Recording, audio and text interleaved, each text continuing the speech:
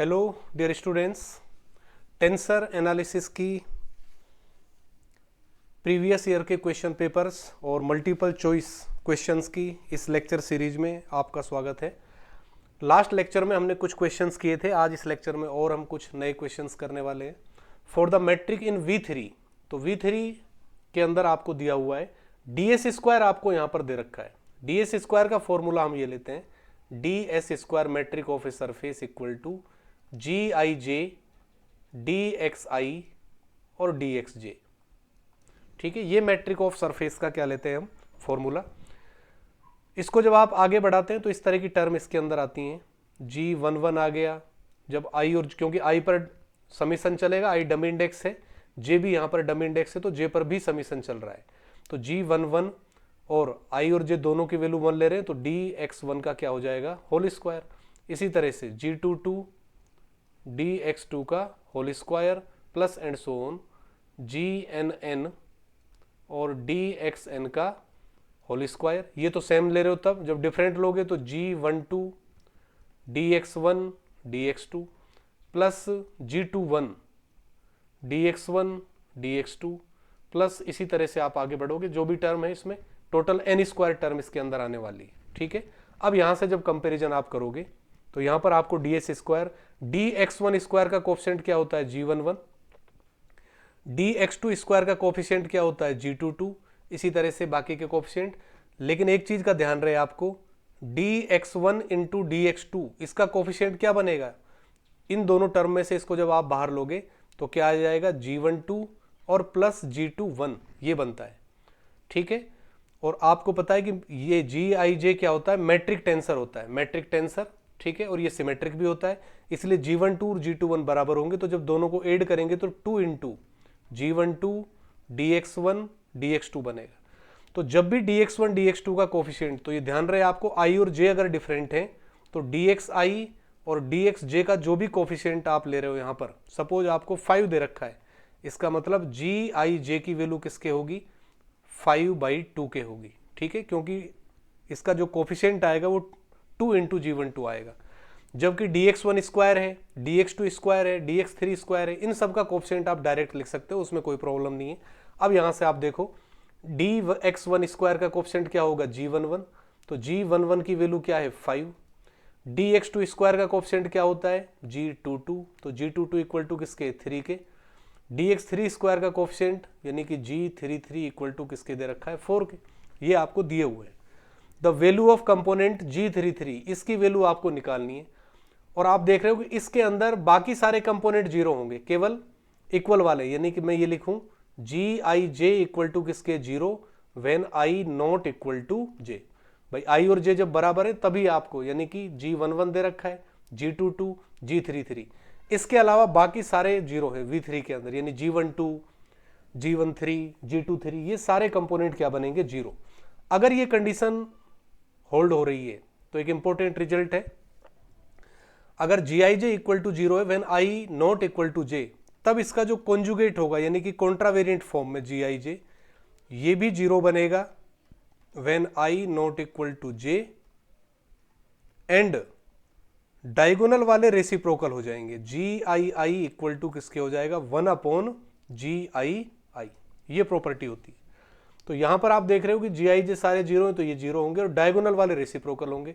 तो G33 जब आप फाइंड करोगे G33, तो ये 1/ क्या हो जाएगा, G कोवेरिएंट G33, यानी कि 1/ और G33 की वैल्यू क्या है आपकी 4, तो 1/4, तो 1/4 इज करेक्ट ऑप्शन।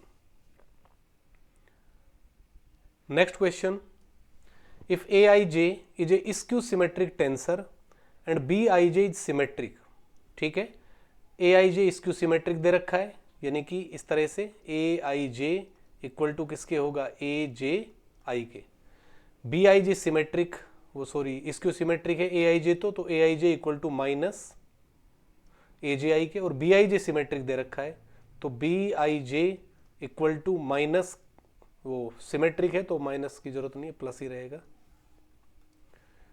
BJI के, BIJ इक्वल टू BJI।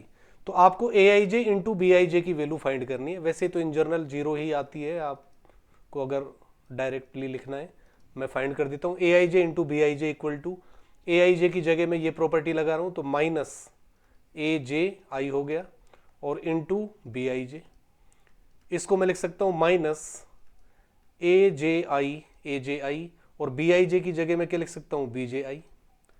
अब आप इस पूरे एक्सप्रेशन में देखो आई और जे दोनों डमी इंडेक्स हैं, डमी है तो मैं इंटरचेंज कर रहा हूँ पूरे में, यानी आई और जे को इंटरचेंज कर रहा हूँ, ना तो सिमेट्रिक की प्रॉपर्टी लगा रहा हूँ ना ही स्क्यू सिमेट्रिक की प्रॉपर्टी लगा रहा हूँ, केवल डमी इंडिसेज को मैं क्या कर रहा हूँ इंटरचेंज कर रहा हूँ।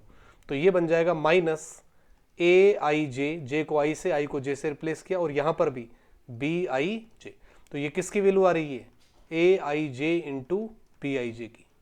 दिस इंप्लाइज, इसको इधर लाएंगे तो 2 into A I J into B I J equal to 0 और यहाँ से आ जाएगा ए आई जे और into B I J equal to 0। ठीक है, तो ये वैल्यू किसके इक्वल आ गई आपकी 0 के equal. Next question, for an orthogonal coordinate system V3 which one is correct. Orthogonal coordinate system क्या होता है, ऑर्थोगोनल कोऑर्डिनेट सिस्टम, तो मैंने लास्ट लेक्चर में भी ये रिजल्ट आपको बताया था कि मैट्रिक ऑफ सरफेस इस तरह से हम लिखते हैं D S square equal to G I J D X I D X J, इस तरह से। तो और इसके अंदर ये है कि जी आई जे अगर 0 है when I not equal to J then it is called orthogonal system, orthogonal system. ठीक है, क्योंकि आप देखोगे कि इस केस में जो भी एंगल्स बनेंगे कोऑर्डिनेट कर्व के बीच जो एंगल्स बनेंगे वो एंगल π/2 बन जाएंगे। तो ऑर्थोगोनल सिस्टम की कंडीशन ये है कि जब भी आई और जे डिफरेंट है तो जी आई जे 0 होना चाहिए। इस केस में जो रिजल्ट है वो क्या है, इस केस में कॉन्ट्रावेरिएंट जो इसका कॉन्जुगेट होगा जी आई जे वो भी 0 होगा when I not equal to J, and diagonal वाली जो एंट्रीज होगी डायगोनल वाली जी आई आई इक्वल टू किसके होगा 1 जी आई आई के। ठीक है, अब देखो आप for an orthogonal coordinate system V3 which one is correct, तो G11 इक्वल टू -1 G11, तो ये होगा G11 equal to 1 G11, minus की जरूरत नहीं है तो ये तो इनकरेक्ट है। G11 इक्वल टू 1 G11 ये करेक्ट आ गया। G11 इंटू G11 0 होगा, ये भी इनकरेक्ट है। G11 plus G22 plus G33 0 होगा, ये भी इनकरेक्ट है। ठीक है, तो ये आप यहां से देख लीजिए, आई इक्वल टू जब 1 रखोगे तो G11 इक्वल्स टू 1 G11, तो ये आपका option B is correct. Next question, if G is determinant of G I J then I I J, तो यहां पर है प्रॉपर्टीज ऑफ क्रिस्टोफल सिंबल्स, आपसे डायरेक्ट पूछ लिए प्रॉपर्टीज ऑफ क्रिस्टोफल सिंबल्स।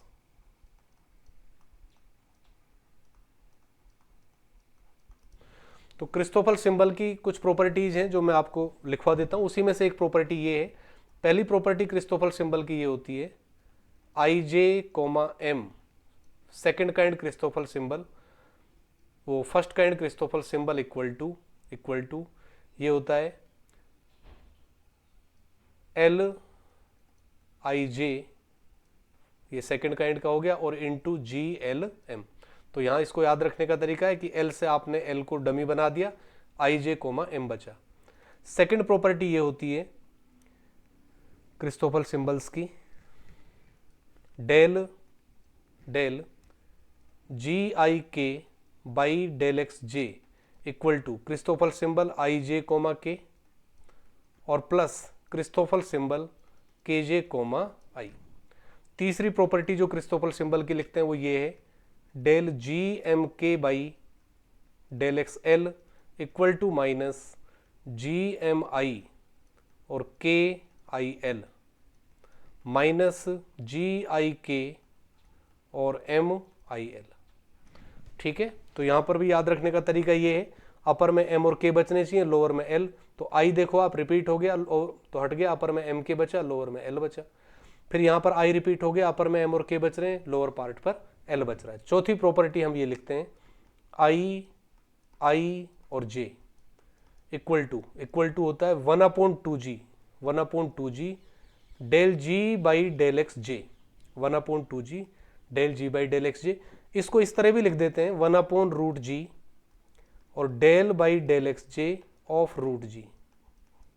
इसको इस तरह भी लिख देते हैं del by del X J of log root G. ठीक है, तो याद रखने का तरीका, आई रिपीट हो गया, आई से तो आई हट गया, यहां पर क्या बच रहा है, केवल जे बच रहा है राइट साइड में ये। तो देख सकते हो आप कौन सा ऑप्शन होगा, ये आई जे कौन सी प्रॉपर्टी पूछ रहा है आपसे क्वेश्चन में, फोर्थ प्रॉपर्टी। तो फोर्थ प्रॉपर्टी में क्या आएगा 1/2g और del G by del X J, तो ऑप्शन सी इज करेक्ट। तो ये चारों प्रॉपर्टी क्रिस्टोफल सिंबल्स की इंपॉर्टेंट है, आपको याद रखनी है, डायरेक्ट क्वेश्चन आपसे पूछा जा सकता है। Next question, for the metric of surface यहां पर आपको दे रखी है, क्रिस्टोफल सिंबल की वैल्यू आपसे पूछ रहा है इसकी। तो मेट्रिक ऑफ सरफेस में dx स्क्वायर का कोफिशिएंट क्या होगा g11 की वैल्यू 1 दे रखी है। dy स्क्वायर का कोफिशिएंट क्या हो गया g22, इसकी वैल्यू भी 1 है। dz स्क्वायर का कोफिशिएंट क्या ले लिया मैंने g33, इसकी वैल्यू भी 1 है। और dt स्क्वायर का कोफिशिएंट क्या ले लिया मैंने g44 और इसकी वैल्यू आ रही है माइनस साइन xyz। बाकी सारे जीरो हैं, यानी कि gij equal to 0 when i not equal to j। अब आपसे Christoffel symbol of first kind की वैल्यू पूछ रहा है। फॉर्मूला ये होता है ij, k equal to, formula ये लेते हैं 1/2 into del G I K by del X J plus del G J K by del X I minus del G I J by del X K. ये formula लिखते हैं, यानी एक बार आई के साथ के को लिखा जे के रेस्पेक्ट में डेरिवेटिव, फिर जे के साथ के को लिखा आई के रेस्पेक्ट में डेरिवेटिव, और जब ये दोनों इंडेक्स आप एक साथ लेते हैं तो माइनस आ जाएगा और के रेस्पेक्ट में डेरिवेटिव। यहां पर आपको वैल्यू किसकी निकालनी है 414 की। तो क्या बनेगा फॉर्मूला 1/2, 4 के साथ 4 लेंगे तो डेल g44, रिमेनिंग क्या है x1 del x1 plus del g, फिर 1 के साथ 4 लिया तो 14 बाई डेल x4, और फिर माइनस जब दोनों इंडेक्स लेंगे तो डेल g41 बाई और क्या बचा डेल x4।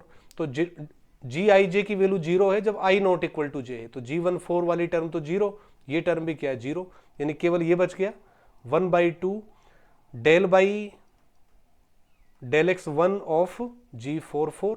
अब यहां पर पहला कोऑर्डिनेट क्या है x है, यानी x1 कोऑर्डिनेट तो x है, x2 किसके बराबर होगा y के, x3 क्या है z, और x4 यहां पर क्या दे रखा है t दे रखा है। ठीक है, तो यहां पर वैल्यू रख रहे हैं, तो 1/2 del by del X of g44 की वैल्यू रख दी मैंने minus sine xyz, minus sine xyz। तो इसका जब डेरिवेटिव करोगे तो 1/2, ठीक है 1/2, और साइन का जब आप करोगे तो क्या आ जाएगा cos xyz, और xyz का x के रेस्पेक्ट में करेंगे तो क्या आ गया y इंटू जेड, और साथ में माइनस और आ रहा है बाहर, तो माइनस yz/2 और cos xyz और cos xyz। अब इसमें माइनस नहीं दिया हुआ है तो आप माइनस लगा लीजिए, ये ऑप्शन करेक्ट है।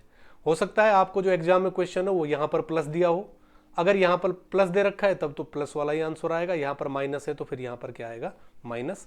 तो इस तरह से आप क्रिस्टोफल सिंबल्स की वैल्यू कैलकुलेट कर सकते हो, केवल आपको फॉर्मूला अप्लाई करना है।